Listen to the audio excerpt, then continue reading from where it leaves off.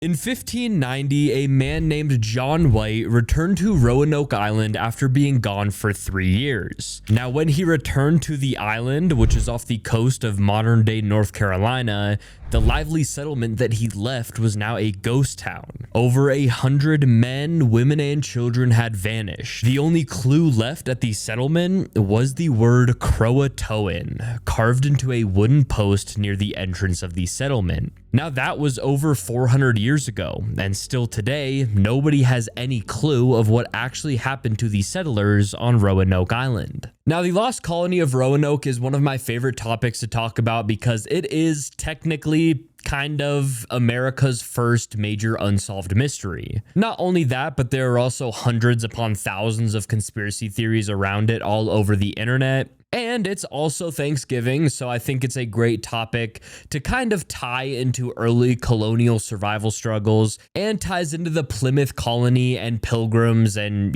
all of that shit. Anyways, today we are going to talk about the story of the lost colony of Roanoke and then go over some of the more widely accepted or widely talked about theories about what happened to the colony. In 1587, Spain was the undisputed powerhouse in Europe. They gained unimaginable wealth from their conquests in Mexico, the Caribbean, and South America. Ship after ship that sailed into Spanish ports were filled to the brim with gold, with silver and spices, and exotic goods that were pulled from the New World. Now, that river of treasure fueled Spain's military might, allowing them to build and maintain the most feared navy on the planet at the time. The Spanish influence stretched across oceans and continents, and their alliances and Catholic dominance gave them tremendous political leverage in Europe. And England at the time, was relatively small. They stood on the sidelines kind of just watching Spain build this insane influence and wealth. And to be honest, they were a bit jealous. England was hungry for status, and Spain was a looming giant that was standing between them and global relevance. And Queen Elizabeth I was up in her palace feeling that pressure. But luckily for good old England, they had the ambition and a handful of men who were willing to push boundaries. To England, the New World was a lifeline. Establishing colonies in the New World could undermine Spanish control and tap into the same wealth that Spain had been monopolizing. It would also create new markets for English goods, secure raw materials that Europe strains to provide, and give England its own stake in the global future. So the leaders in England created a plan. They needed to cross the Atlantic and claim land, build settlements, form alliances, and demonstrate that they could do much more than just raid Spanish ships. They needed to establish a presence, and the man at the forefront of that plan was Sir Walter Raleigh. Now, Raleigh's vision wasn't just to plant temporary camps or outposts in the New World. He wanted to establish a permanent English foothold, a functioning society with families and tradesmen and farmers. And he sold this idea brilliantly. He promised investors gold, new markets, and a strategic way to insert English dominance near the Spanish Caribbean. Queen Elizabeth was very intrigued by this plan, but she was also cautious, and not to mention she was extremely low on government funds. So she granted Raleigh the authority to organize and finance colonization attempts in her name. Now, the only asterisk was that Raleigh had to shoulder all the risk, the cost, the logistics, and the political fallout if his plan failed. But he was a determined man, so he threw money, resources, and his own reputation on the line. So in 1585, Raleigh sent a group of colonists out in the Atlantic toward Roanoke Island, which is off the coast of what is now North Carolina. The expedition was military-led and included soldiers, craftsmen, and a few specialists. But the first attempt was very unsuccessful. The colony was left undersupplied, built on shaky alliances with local tribes, and poisoned by constant tension. Sir Francis Drake, who was an English explorer and privateer, was nearby raiding the Caribbean, so he swooped over to Roanoke Island and evacuated the colonists. Now, that failed attempt was a huge punch in the gut for Raleigh, but he wasn't done yet. He created a second plan. This time, instead of sending a bunch of soldiers and craftsmen to Roanoke Island, he was going to send families. He hoped that a civilian population would create stability, and he also needed someone level-headed to lead the colony. So he named John White the governor of this new colony. Now, John White was a very thoughtful and detail-oriented man. He was an artist, a map maker, and a recorder of worlds. He had previously traveled to the New World, where he explored the Carolina coast. He met with native tribes, and he was also one of the people who identified Roanoke Island as a potential settlement site. He also created detailed watercolor paintings of the land, the wildlife, and the native peoples. So it was almost a no-brainer to name John White the governor. He had already seen the land, he knew the geography, he knew some of the key native groups, and he had more first-hand experience with the region than almost anyone else. So in May of 1587, John White and 115 men, women, and children started their voyage. There were 3 small ships packed with colonists, livestock, tools, barrels of salted meat, casks of water, and every scrap of hope. And after 2 grueling months, the outline of the Carolina coast emerged from the fog. Although the colonists felt hope upon seeing the new world, John White couldn't help feeling dreadful. The real challenge was truly about to begin. Now, when the colonists finally got off of their ships and stepped onto Roanoke Island, it wasn't at all what they had imagined. It wasn't this open, welcoming stretch of land just, ready for them to build on. There were remains of the past colonization attempt scattered everywhere. There were broken fences and weather-beaten structures and tools left rusting where they'd fallen. And worst of all, there was a human skeleton lying in the woods near the old fort. Despite the unsettling discovery, the colonists had no choice but to push forward. Supplies were limited and everybody was exhausted after the long voyage. So the colonists began repairing the fort, clearing brush, and establishing new living quarters. Even though the work was helping the colonists calm their nerves, the ghost of the failed 1585 colony still lingered there. Not to mention, the colonists were very worried about how the local tribes were going to receive them because the relationship with the local tribes was complicated even before that group of colonists arrived. Back when the 1585 military colony arrived, they quickly ran out of food, so the governor of that military colony, Ralph Lane, demanded that local tribes give him and his group food. He even took hostages from tribes, he threatened villages, and conducted armed searches. Wingina, the chief of the local tribe, the Secotan,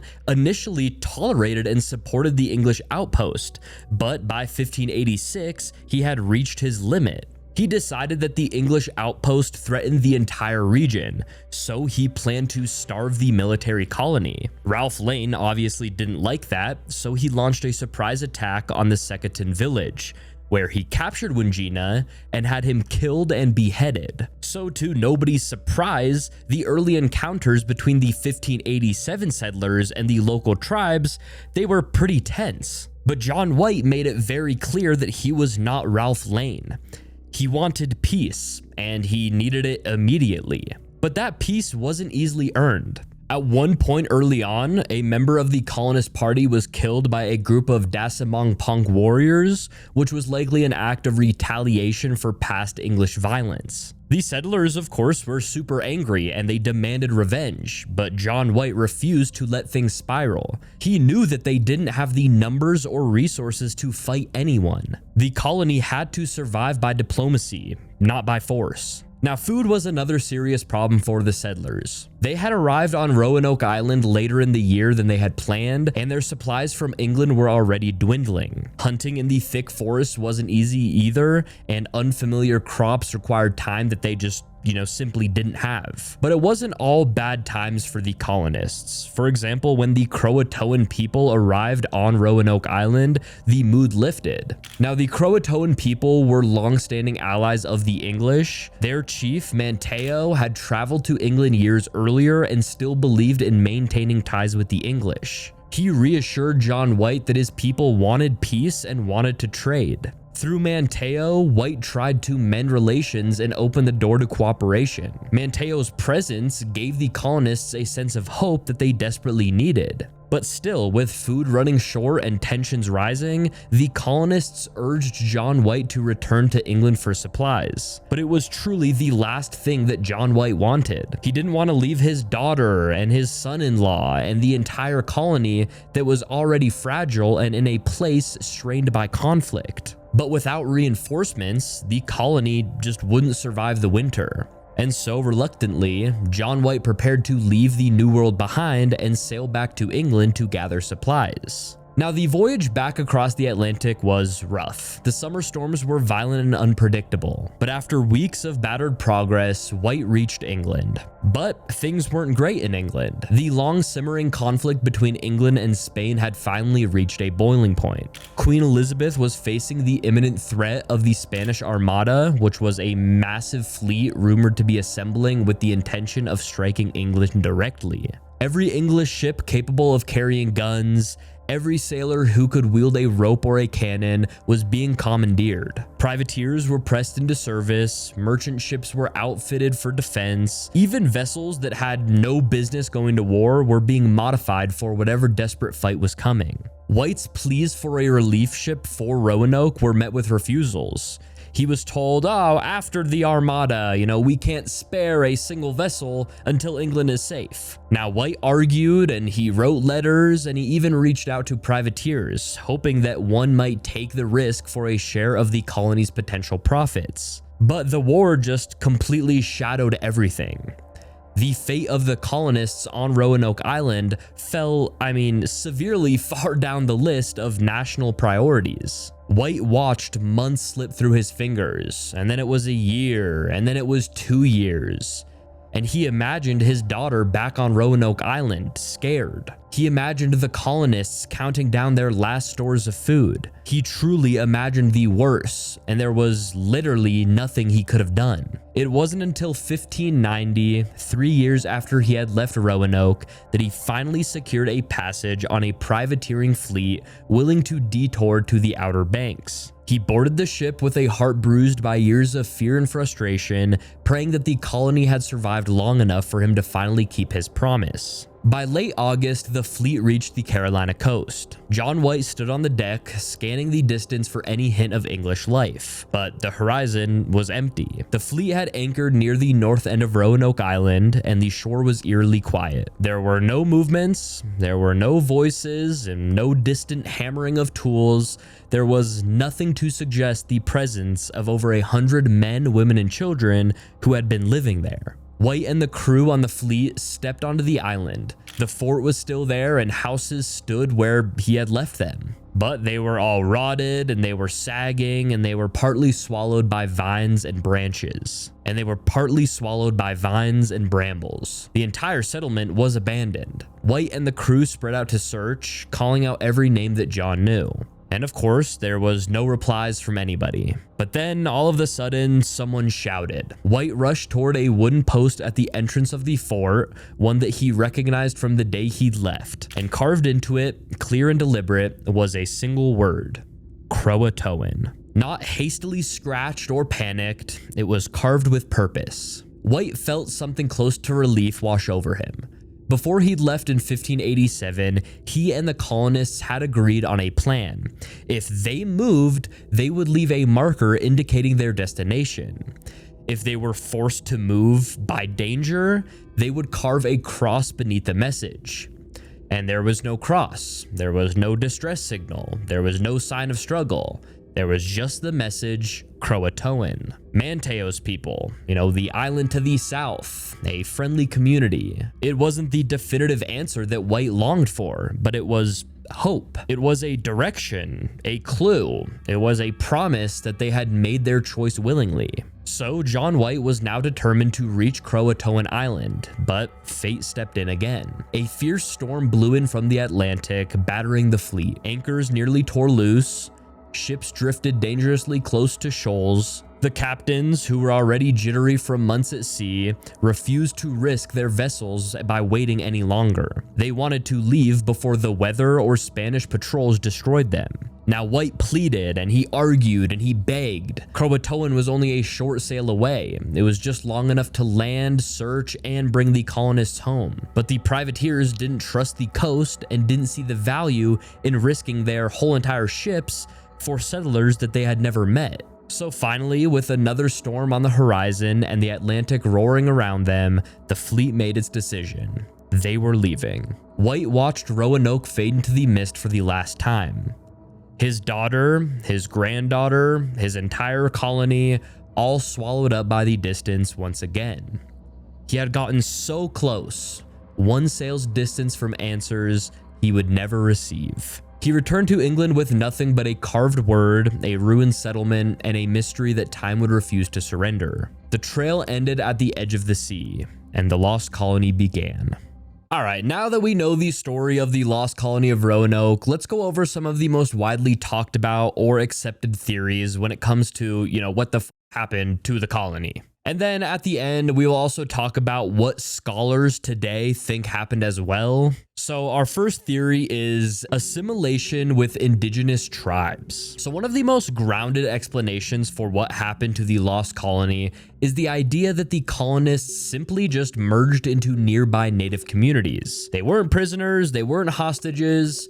They were doing it as survivors, doing, the only realistic thing left to stay alive. And this theory really makes sense if you think about the situation that the settlers were in. I mean, by the time that John White sailed back to England, the colony was already running on fumes. Food was scarce, tensions were high, and winter was closing in. And again, these were families. They were not soldiers. They didn't have the manpower to defend themselves. They didn't have the supplies to stay put, and they just simply could not wait for a miracle. They had to make a move, and the one lifeline they had was the same one that White leaned on from the beginning, which was alliances with local tribes. And then obviously the biggest clue left behind, or the only clue left behind, Croatoan, fits perfectly into this theory. The Croatoan people weren't strangers, they weren't enemies. They were the one group consistently aligned with the English from the start. Like we talked about earlier, their leader, Manteo, had literally crossed the Atlantic, he had met with the Queen, and he had vouched for English good intentions. He had already helped mediate conflicts and smooth over the chaos left behind by Lane's violence. The Croatoan had no reason to wipe the colonists out. If anything, they had every reason to shelter them. Now, what makes this theory even more compelling is how much evidence later explorers kept stumbling into. Now, over and over again, English expeditions moving through the Carolina coast would report seeing things that shouldn't have been there. Things like European-style houses in native villages, gray-eyed children who spoke fragments of English, tribal leaders wearing metal pieces or clothes that only could have come from Europeans on Roanoke. Some explorers even claimed they heard stories of people who looked like them living deeper inland, absorbed into other tribes through marriage, work, or simple necessity. Now, none of this was ever confirmed, but the pattern is, pretty hard to ignore. The tribes in that region already had complex relationships with one another. They had shifting alliances, rivalries, and even migrations. If the colonists split into smaller groups, which they almost certainly would have done, they could have just filtered into multiple communities and not just the Croatoan. A few may have stayed with Manteo's people, others may have traveled inland to avoid hostile tribes or to find better food sources. And then over a decade or two, their identity, wouldn't have been erased, it would have just blended. English clothing would have get worn down and replaced with native styles, European tools would have been passed around, repurposed, and traded, and eventually the original colonists would become part of the social fabric of the tribes around them. They didn't vanish, they weren't wiped out, they were absorbed. Now, a darker offshoot of the assimilation theory suggests that the colonists may have initially joined indigenous communities peacefully, but the arrangement deteriorated over time. Basically, in this version, the settlers may have split into groups, some living with the Croatoan, while others moved inland to some other tribes. And then once they were absorbed in these communities, old tensions between tribes, resource shortages, or political rivalries could have put the colonists in the middle of conflicts that they didn't fully understand. Some historical accounts hint that a powerful chief inland, possibly fearing the military value of Englishmen, ordered captured colonists killed to prevent them from becoming a threat. Others proposed that rival tribes targeted villages known to shelter Europeans, leading to deaths, forced labor, or assimilation under harder conditions. Now, this version doesn't argue that the colonists disappeared outright. It basically argues that their attempt to survive through integration ultimately placed them in dangerous tribal dynamics that ended badly for many of them. Starvation and slow collapse. Now, this theory suggests that the colony didn't vanish in some dramatic moment. There was no massacre, there was no sudden disappearance, there was, no grand migration carved into a tree. Instead, it proposes that the colony just sort of decayed. A slow, quiet decay. One bad week after another. The perfect storm of hunger, sickness, isolation, and just all around terrible timing. So the colony had arrived late in the growing season. They were already scraping the bottom of their supply barrels before John White even left for England. And it's not like the local tribes were, lining up to hand over food after Ralph Lane had, killed a lot of them. And not to mention, the land itself also wasn't generous. Even the Croatoan, who of course were friendly, weren't a permanent solution to 100 hungry mouths stuck on an island. So White sails away, and whatever little stability the colony had leaves with him. Maybe a few weeks pass, maybe a month, and then food starts running dangerously low, and every hunt comes back lighter than the one before. And then people start getting sick, like the slow, grinding breakdown that hits when you're starving and exhausted and winter's setting in. There's malnutrition and infection and exposure. And this isn't stuff that just all hits at once, but it wears, the people down quietly. And without White, there was no real leadership hierarchy to fall back on. Again, these were families. They weren't soldiers. They were parents trying to keep their kids alive while also trying to figure out how to plant corn in a place that they barely understood. The colony certainly did not have a plan B, and they barely even had a plan A. As conditions worsened, the unity that they had probably splintered.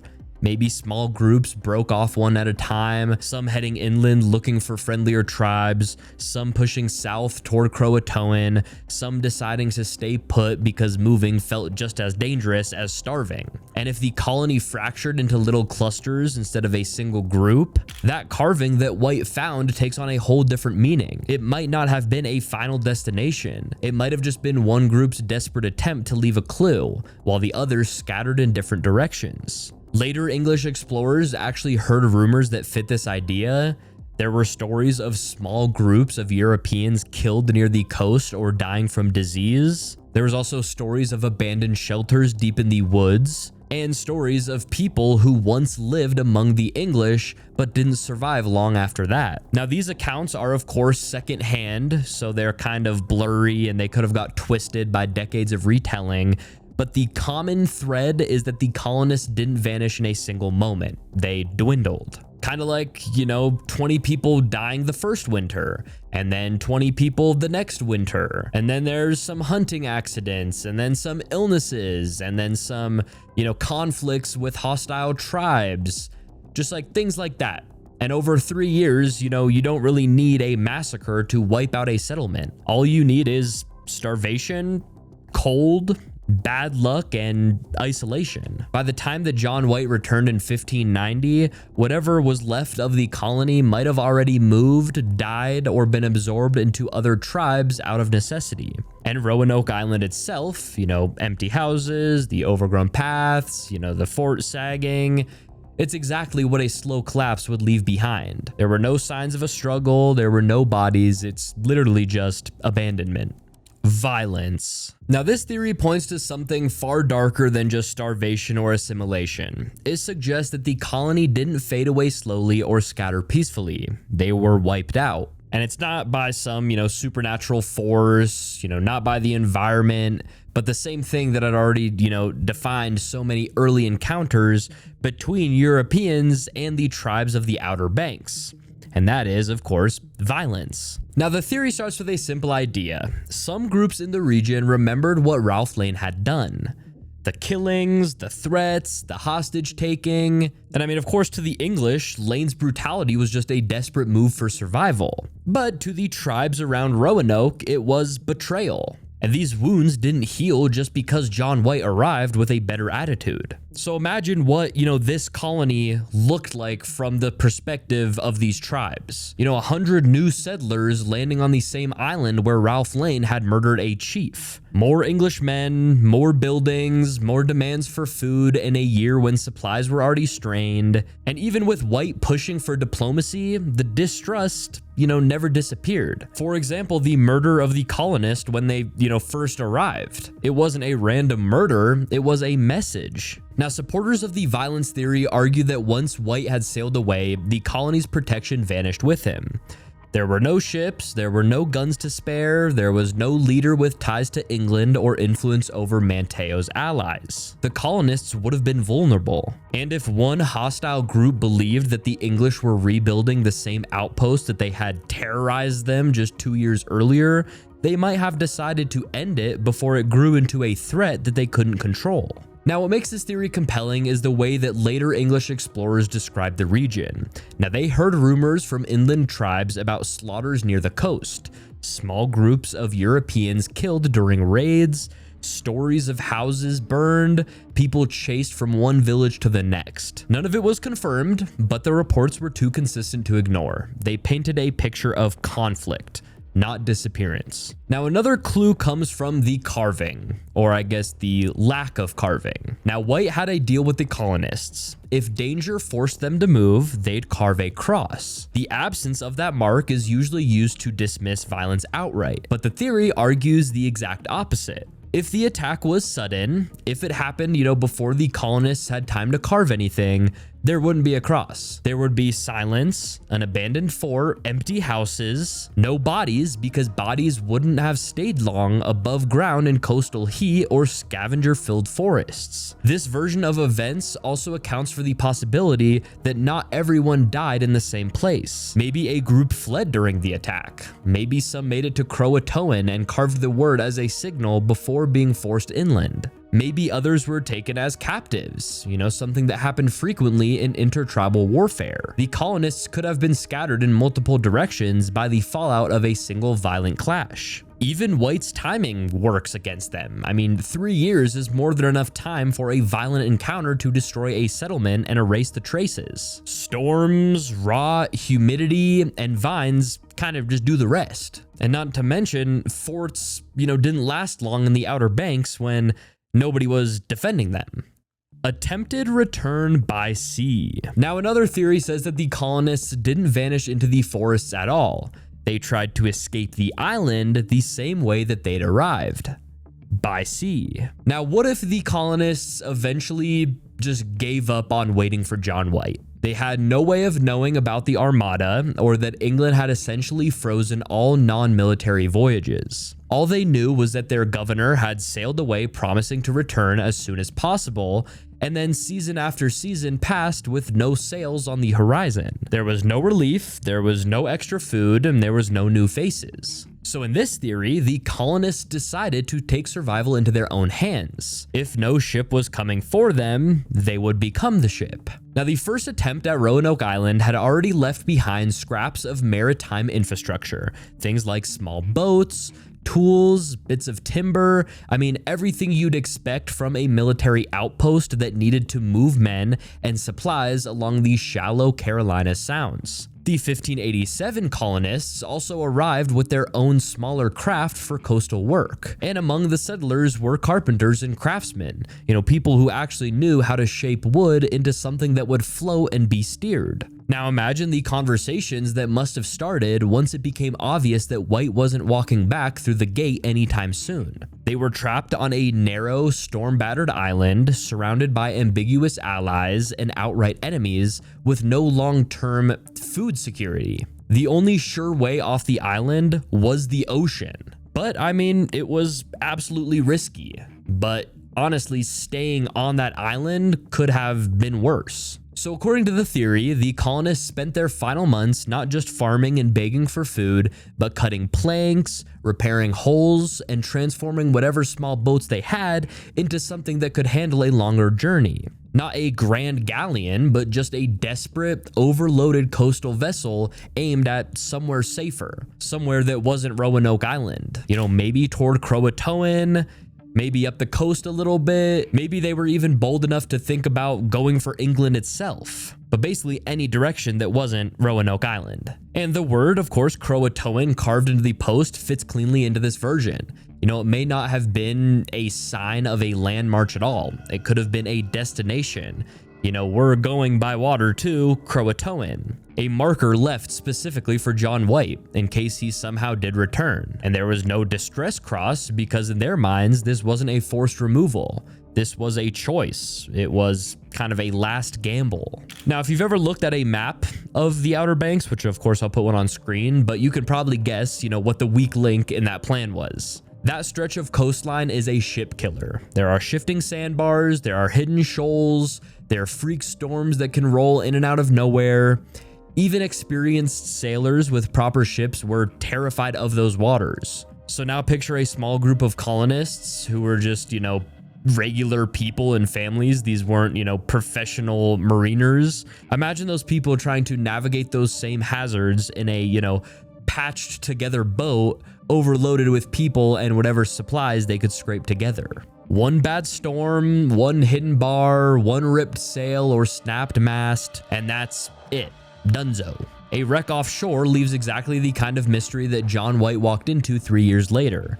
An empty settlement, no burned buildings, no signs of a battle, no mass grave, just a place that looks like everybody walked away with the expectation of coming back and then just never came back. Now, if the boat went down in the Sounds or just beyond the barrier islands, there wouldn't be much left to find. Wreckage would scatter and bodies would sink and they would wash up, you know, far away from Roanoke, or they would just be, you know, never recognized at all. There would be no reason for local tribes to preserve the story in detail because it would just be another tragedy at sea in a region that's full of them. I mean, even the timing works in this theory. You know, White didn't come back a month later. He came back 3 years later. By then, whatever faint physical evidence there might have been of a small, desperate voyage would have been beaten down by weather, swallowed by vegetation, or simply overlooked by a heartbroken governor who was searching for his people. The secret Spanish raid. So this is another theory that doesn't blame the land, the tribes, or the colonists themselves. It points the finger at the one empire that had every reason in the world to crush an English foothold the second that it appeared: Spain. This theory argues that the colony at Roanoke didn't vanish because of starvation or diplomacy gone wrong. They were deliberately destroyed in a covert Spanish raid. So when you zoom out and really look at the political landscape of the time, I mean, this theory kind of makes sense. Spain wasn't just irritated that England kept poking around the New World. They saw these colonies as threats, like little tiny but dangerous seeds of English expansion planted right beside the Spanish Caribbean. Roanoke wasn't just a settlement. To Spain, it was a spy base, a pirate base, a future stronghold. Raleigh's entire vision was essentially a giant red flag waving in Spain's face. Of course, as we know, Spain had the reach, they had the ships, and they had the intelligence network to know it was happening. Spanish scouts and patrols regularly combed the Atlantic coast. They mapped harbors, they hunted privateers, and they kept tabs on English movements with brutal efficiency. And then there's even a record that's buried in old Spanish archives that suggests that Spain knew the English were trying to plant a colony somewhere near the Outer Banks. Now, they didn't know exactly where this, you know, settlement or colony was, but they were definitely looking for it. In this theory, sometime after White left in 1587, a small Spanish detachment finally found the settlement. It wasn't a fleet and it wasn't some, you know, part of the giant armada. It was just enough men to storm a poorly defended, undurfed outpost. Remember, at the time, Roanoke wasn't this big fortress. It was barely hanging on. A handful of Spanish soldiers with steel armor and trained military discipline would have been way too overwhelming for the colony. And a raid like that wouldn't, you know, leave behind bodies or ruins for White to find years later. Spanish doctrine was clear when dealing with unauthorized foreign colonies: kill resistance, burn or dismantle the structures, and take anything valuable and leave nothing that encouraged the enemy to return. But here's where the theory sort of gets tricky. Now, Roanoke wasn't burned when White came back. The houses were intact. Yes, they were rotted, but they were, not torched or anything. The fort there was sagging and it wasn't, smashed or destroyed. So if the Spanish attacked, they didn't set the place on fire. They didn't hack down the buildings. They didn't leave signs of any violent struggle. But supporters of the theory kind of actually argue that this actually strengthens this theory. Spain wanted secrecy. If they wiped out the colonists quietly with no burning and no cannon fire, it would be confusion. It would make the English waste money and time trying to figure out what happened. And it would discourage future colonial attempts if the disappearance seemed mysterious rather than hostile. The missing distress cross could also fit. If Spanish forces hit at dawn or at night or suddenly from the water, the colonists couldn't or wouldn't have time to carve anything at all. The carving, of course, Croatoan, could have been made earlier. It could have been made before the attack, or by survivors who were forced to flee, or even by the Spanish themselves to mislead whoever, came looking for them. And also, let's not forget to mention that Spain had already done this before. They destroyed a French colony in Florida in the 1560s with brutal efficiency. They absolutely had the capability, the motive, and the precedent. But the biggest point that supporters cling to is the timing. White left in, of course, August of 1587. The Spanish Armada launched less than a year later. Tensions between the two nations were boiling over. Spain knew that a war was coming, and wiping out a small English colony on the American coast would have been a strategic gift, a clean, quiet win before the main conflict exploded. If the Spanish raid theory is true, Roanoke didn't fall to starvation or storms or some, tribal warfare. It fell to the most powerful empire on Earth, swiftly and silently. Pirate abduction. All right, and our last theory, and honestly one of the stranger theories, is that the colonists didn't starve, they didn't assimilate, and they weren't destroyed in silence. They were taken by pirates. So the Outer Banks back then were basically the interstate highway of Atlantic piracy. Those shallow waters, the twisting inlets, and the hidden channels, they were perfect hiding spots for privateers, for raiders, for smugglers, and for pirates. Now, Spanish treasure fleets ran not too far offshore, and privateers hunted them constantly. The region was literally crawling with opportunists. And the English weren't strangers to pirates either. I mean, Sir Francis Drake, the guy who we talked about earlier, who evacuated the first colony, was one of the most infamous pirates of, that century or of that time. So the pirate abduction theory imagines a scenario like this. Not long after John White sailed away, the colonists were struggling, they were isolated, and they were desperate. And then all of a sudden a ship appeared offshore. To the people stuck on Roanoke, that might have looked like salvation. It could have been a rescue with supplies and transport, anything that pulled them out of the hole that they were sinking into. But if that ship didn't belong to England, that hope kind of turns into a perfectly placed trap. The theory suggests that a hostile crew landed on Roanoke, they saw a vulnerable settlement with guaranteed ransom value, and seized the entire colony in one sweep. And it wasn't out of malice or anything like that, it was purely out of business. Europeans kidnapping other Europeans for ransom wasn't unheard of in the high seas. In fact, it was actually common in the lawless pockets of the Atlantic. The colonists would have been valuable, and not because of who they were, but because of who backed them, which was, of course, Sir Walter Raleigh and Queen Elizabeth and other influential investors. Those names meant money. 100+ English settlers could have been leveraged into a fortune if delivered to the right port or the right buyer. Now, what makes this theory interesting is how cleanly it explains the archaeological silence at Roanoke. Of course, like we know, there were no bodies, there were no burn marks, there were no signs of an internal collapse. Everything was intact. A pirate strike would have left the building standing because the abductors didn't care about the structures. They cared about the people. Also, of course, the carving.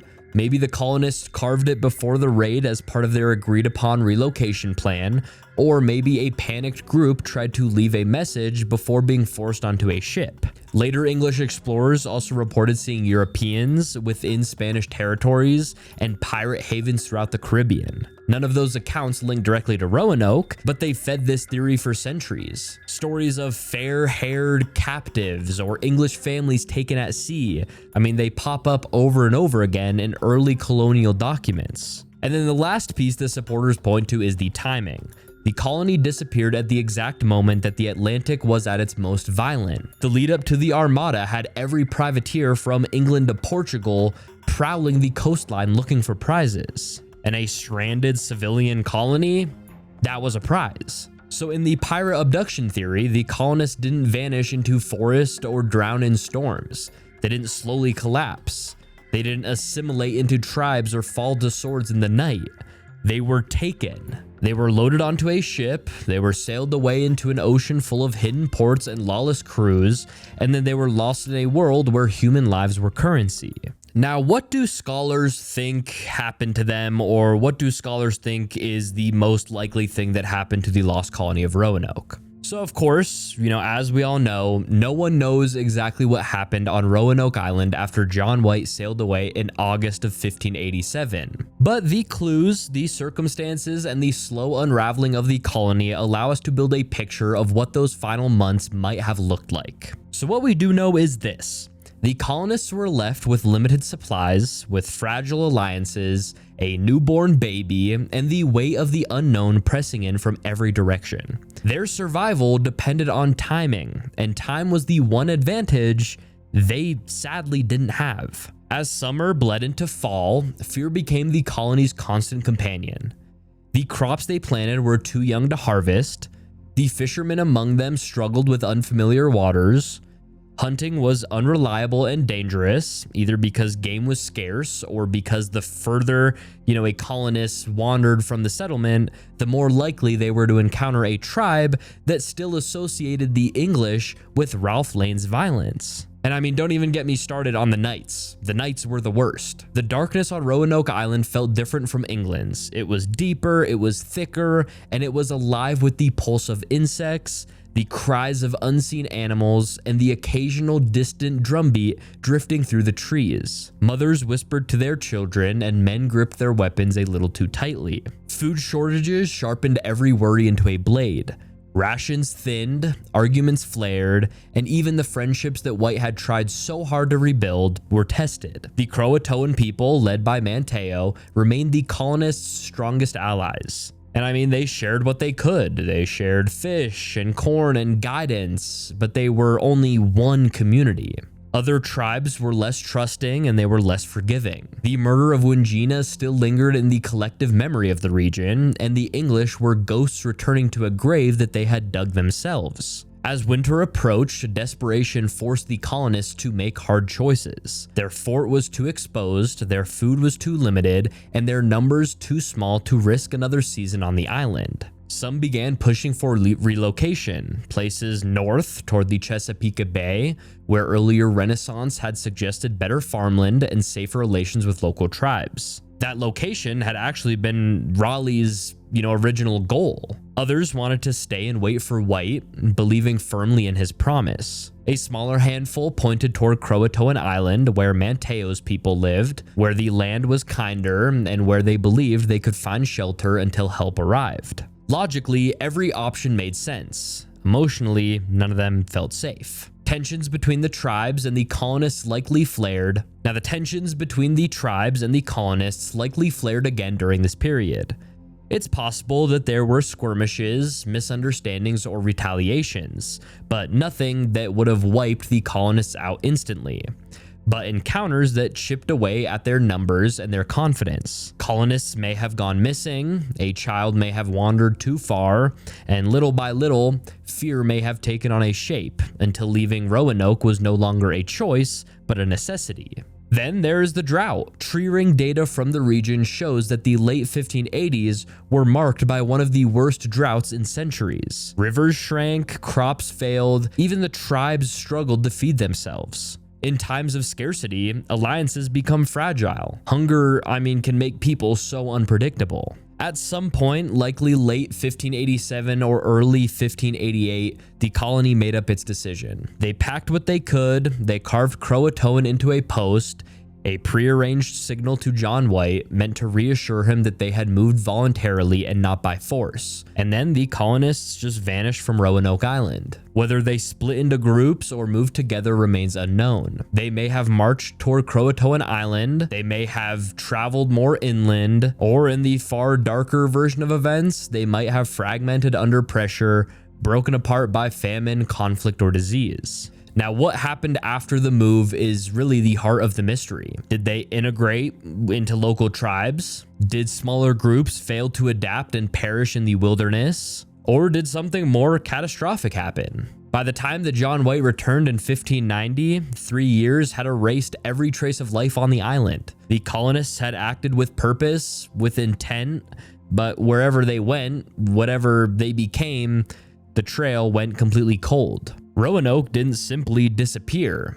It dissolved into the landscape, into alliances, into conflict, into hunger, into legend. And we and the world and everybody has been trying to piece the puzzle back together ever since.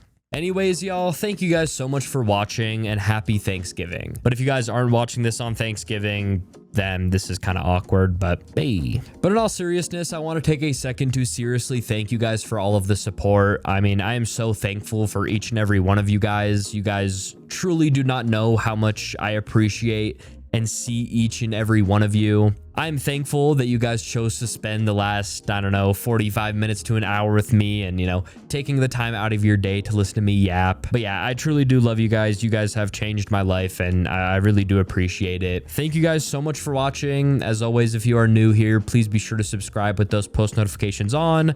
Also, let me know down in the comments below what theory you think is like the most probable for what happened to the lost colony of Roanoke, or if maybe there's a theory that you think is just so outlandish and, you know, not even a possibility. Let me know. Or if you have a different theory, also let me know. I say this in literally every single video if you guys watch my outros, but I seriously do see every single comment. I read every single comment. Even if I don't reply or give you a like or a heart or whatever, I do see every single comment. I literally have notifications on my phone for my YouTube comments, so I do see every comment. So even if I'm not interacting back, which I try to, but even if I don't, just know that I did read your comment. So yeah, I appreciate it, guys. Anyways, I will see you guys in the next one. Have a great rest of your day. Have a great Thanksgiving. Spend some time with your friends and family. Tell them how thankful you are for them, because you never know, you know, life is a mystery. You never know what could happen. So tell your family and your friends that you love them. And yeah, I'm thankful for you guys. Peace out.